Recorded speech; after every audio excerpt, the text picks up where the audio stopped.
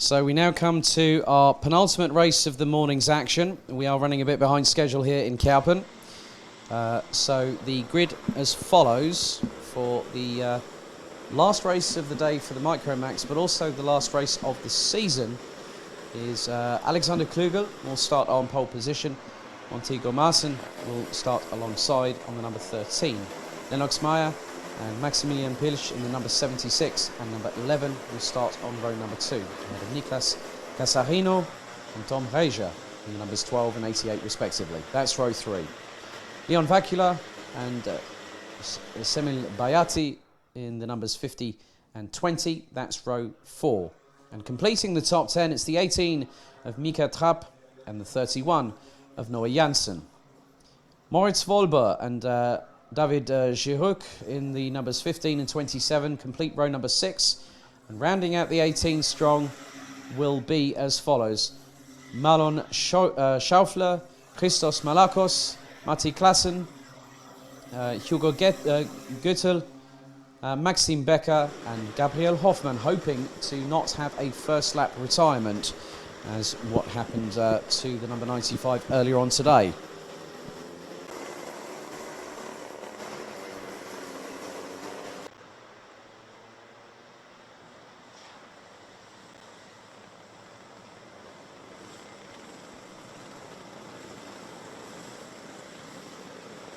So they've been on their sighting lap, and now the drivers getting themselves steeled and ready for their final race start of the season here in Kerpen.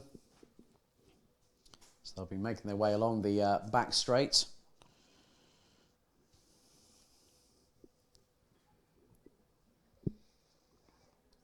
Very nicely organised are the 9 rows, 9 rows comprising of 18 drivers here. So Klugel and Marcin are on the front row with Klugel on pole position. So the drivers now getting themselves ready for what's going to be an interesting 9 minutes plus an additional lap race. They go through the Schumacher chicane before hopefully we get their final race of the season underway. First time around, as they're being instructed to slow down as they enter into the tram lines. They go up the rev ranges on the Rotax racing engines. And it looks like we have gone under full racing speed down into turn 2 for the very first time. And there are definitely some drivers going a bit wide coming out of turn number 2. As they go into the left-hander at 3 for the first time. Some drivers dropping down the order, some making up positions. As just keeping an eye on what will happen. We'll get some insight from Max Hayes throughout this race, and also the Minimax race very, very shortly after this one. So 8 minutes and 25 plus an additional lap. Leaders starting to make their way through into the flat left. And at the moment, Klugel being hounded by Montego Marcin in the number 13, who's gone a bit wide coming out of the final corner, but manages to keep in front of Maximilian Pilch, who is now up into P3. As Lennox Meyer in the number 76, as there's going to be another try as Pilch goes up the inside of Marcin. And Marcin runs wide. That allows Casarino in the number 12 to go past 2. So Montego Marcin dropping a handful of places. Looks to be, I think by my reckoning, probably P4, P5 onto the on the second lap of the race. So Alexander Klugel will not have an easier run this time, I feel. Well, actually, I've been thrown a curveball by the number 80, because the number 80 is trying to get away, and there is an absolute hornet's nest behind, being led by Maximilian Pilch in the number 11, with the number 13 of Montego Marcin just behind. Then you got quite a few other drivers. So Pilch is ahead of Casarino in the number 12, who is running the back bumper, going up the inside in to take second position. As there's more bumping and boring and barging, Montego Marcin actually looks to be outside of the top 5 as they go through turn 3. As drivers, I mean, the slightest amount of rainfall that we had earlier on really has dissipated quite significantly to the point where the drivers are going to go full throttle. So Max, ein Überblick von dir über die erste Teil dieses Rennens, mein Freund. Ja, das Rennen war im Moment schon sehr spannend. Der Montego ist leider ein bisschen zurückgefallen. Ja. Er hat mir auch gesagt, dass es halt im Regen besser ist wie im Trockenen. Und ich denke, dass er probiert, das Beste draus zu machen. Jetzt hat sich hier schon eine Dreiergruppe gebildet und mal gucken, was jetzt noch kommt. Ja, genau. So we go back onto the race itself, and the top three separated by just over 5.5 tenths. Montego Massa now down into 6th position on the last the last time they crossed the start-finish line, but with Alexander Klugel still leading from Niklas Casarino, who's overtaken Maximilian Pilsch on the previous lap for 2nd place. And you can just see the amount of commitment from these youngsters. You think that the juniors and the seniors and the DD2s and the DD2 Masters can throw a few surprises. Well, the micros and the minis can do so as well. But because the top three are even closer. And now Casarino senses blood in the water, could feel that there might be an opportunity at going at Alexander Klugel for the lead of the race. So it's Klugel, Casarino, Pilsch, Reja ahead of Mika Tap. Montego Massa still sitting in 6th place as Maximilian Pilsch returns the favour on Niklas Casarino for 2nd position and makes the move stick by the exit of turn number 3 as they go into the left sweeping corner at turn 4. As it's literally line astern between 2nd and 3rd at the minute. So some great racecraft from the likes of Casarino and Pilsch at the minute. There's definitely some cheers on the left-hand side of the commentary position. Someone's got a favourite driver out there because that person's definitely getting a lot of cheers. So the top three come across the line. Klugel has extended the lead whilst Casarino, who's in 3rd behind Pilsch, they've dropped down to about, Pilsch was about 0.4 of a second off of Klugel on that last lap. And then a further 2 or so tenths of a second back to Casarino in P3. Mika Trapp and Tom Reja trying to battle their way up the order. They're both sitting in P4 and P5 respectively. Montego Massa still holding station in P6 ahead of Lennox Meyer, Semil Bayati and Noel Janssen rounding out the top 10, completing the running order so far. It looks to be we've got one retirement unfortunately, which is Leon Facula in the number 50, whose race ended on lap number 3. So we've got 17 drivers still competing.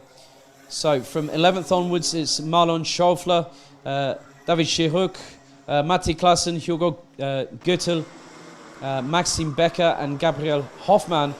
As again, Casarino returns the favour in the direction of Maximilian Pilsch for 2nd place through the exit of turn 3. And 17th and last but by certainly no means least, Christos Malakos in the number 44. So Casarino now getting a bit of an advantage, a little bit of daylight there with just 3 minutes remaining.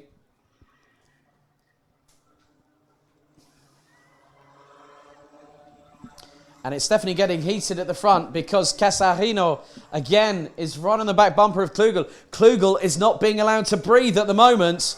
As they go across the start-finish line between 1st and 2nd, it was 3.5 tenths. It's now 0.16. As Casarino's going for it.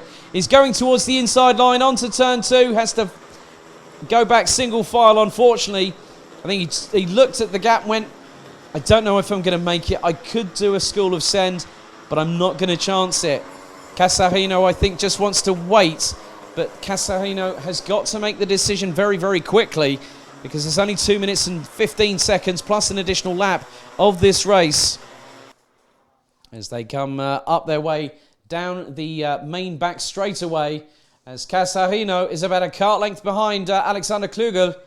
So Klugel, and now here comes Pilsch in the number 11. So line astern through the Schumacher chicane come the 3 leaders, and again Casarino getting closer and closer to Klugel. And he's going for the lead. He's gone side by side with the number 80. Is he going to get the brakes on nicely into turn 2? No. Absolutely dynamite action for the top 3 as Maximilian Pilsch kicks up some standing water on the exit of the outside of turn number 3. And Casarino, I think he tried to go for it. I think if he'd have had that extra kilometre an hour or two going up the inside of Klugel going into turn 1, he could have very much had him. But we still have time with this race. There is still time again as Casarino again on the back straightaway is catching up with Klugel. So 1 minute and 5 seconds plus an additional lap remaining. Alexander Klugel definitely in the hot seat. He's definitely doing a great job as Casarino now looks to be about the same distance. It was 0.122 last time. 0.165. He's trying to go for it, but I don't know if there's enough in the tank. The number 12 is fast running out of time, and if he squanders an opportunity and makes a mistake, that's going to allow the number 11 of Maximilian Pilsch to get in the window of opportunity to take second position. But Alexander Klugel from lights out, as we've got 30 seconds left on the clock, they're going to come down the back straight away. Time's fast running out. So 20 seconds left on the clock. The 3 leaders come through. The left-hander heading onto the approach onto the Schumacher chicane. Klugel, Casarino, Pilsch. That's the top 3. A little bit further back is Mika Trapp just ahead of Tom Hager as Casarino takes a look over the left shoulder to see where Pilsch is to give him an idea of where he can try and go for it. He looks a bit closer as Pilsch goes up the inside of Casarino through turn 2. The pair go side by side on the exit. They nearly bang wheels. And Casarino went for it, couldn't go for it, had to slot back into position, and Pilsch went, I'm going to have that corner right now, and I'm going to have that position 2 off of you as well. But Casarino has got the remainder of this lap, plus an additional one to try and see if he can still salvage something in the form of P2 as Alexander Klugel is corners away from starting the penultimate lap of the season in the lead of this race. So last lap board being shown as Pilsch goes ultra defensive on Casarino going through into turn 1 for the final time, but Casarino right side by side, it could be a nail-biting moment heading into turn 2. Casarino doesn't make the move. He slots in behind Pilsch. So Pilsch at the moment has got a bit of advantage over the number 12. But Casarino is going to have to try and do something. If he gets a good run through the Schumacher chicane on the final lap, he could do something very, very spectacular around the final left-hander. So the leader's coming down the back straight for the final time. Klugel has got definite advantage here as Casarino trying to do his best to keep up with Pilsch, but Pilsch is absolutely flying towards Klugel. They come round the final corner. It's going to be a close finish, but Alexander Klugel wins. Maximilian Pilsch takes second. Niklas Casarino takes third, and they were separated by 0.369 of a second. And that's brilliant. Alexander Klugel and Maximilian Pilsch, great sportsmanship. Well driven, boys. So the finishing order for the final race for RMC Clubsport in the Micromax class goes to Alexander Klugel as your victor here this early this afternoon by just 0.227 of a second ahead of Maximilian Pilsch, who is celebrating that he kept Niklas Casarino at bay for second position by just 0.142 of a second. Casarino, definitely that is a sign of things to come from the youngster in the number 12. Finishes ahead of Mika Trapp and Tom Hager in the numbers 18 and 88. Montego Massen and Lennox Meyer round out the top 7 ahead of Semel Bayati, Moritz Wolber and Noah Janssen rounding out the top 10. Hugo Gürtel in 11th. David Chiruk in the 27th was 12th ahead of Matti Klassen. Mahon Schäufler, Christos Malakos, Gabriel Hoffmann and Maxim Becker rounding out the 17 that completed the race with, unfortunately, we lost Leon Vacula just with a cut while he kept on circulating to finish 18th and finished 2 laps off of the eventual victor. So denn Max, was für ein Wertungslauf für die Ende der Saison, mein Freund. Ja, ich fand es sehr gut. Der Niklas hätte vielleicht können am Anfang noch beim Alexander vielleicht mal reinstechen, weil er hätte vielleicht 3-4 Mal die Chance dazu gehabt und hätte vielleicht auch können noch Erster werden. Aber ich fand das Rennen sehr gut. Auch der Maximilian Pilch hat sich nochmal sehr gut verteidigt und ja. Und auch, wir müssen ein bisschen über Niklas Casarino ein bisschen sprechen. Er war total voll Attack die ganze Zeit und dann die Fehler mit vielleicht 1 oder 2 Runden dieses Wertungslauf zu laufen. Denkst du, dass er könnte es vielleicht den Sieg von Alexander Klügel vielleicht schaffen? Ja, also ich glaube auch, dass es von der Nervosität einfach nicht ging und er hätte natürlich bestimmt auch können gewinnen, wenn er halt die eine Lücke da gerade in der 180-Grad-Kurve gehabt hätte, hätte er vielleicht können reinstechen und dann hätten sich die beide vielleicht noch gegenseitig ein bisschen gekämpft und so, aber ja, so ist es jetzt halt und kann man nichts machen. Natürlich ist das Rennsport. So we come to our last race of the, effectively the morning's action. Well, I'm going to say the morning stroke afternoon's action because the time now locally here in Germany is 33 minutes past 1 in the afternoon.